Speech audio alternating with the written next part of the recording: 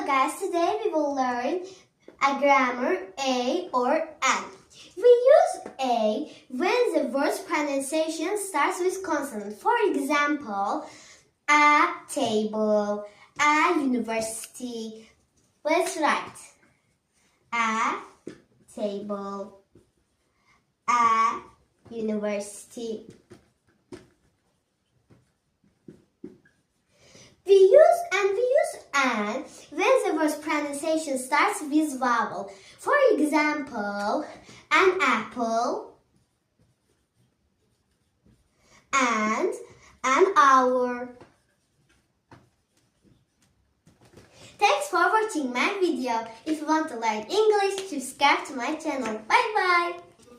Yəni mənim demək istədiklərim odur ki, biz A-nı əgər məsələn sözün tələffüzü samitdən başlayırsa, o zaman biz A-nı işlədirik. Məsələn table, burada T samitdir.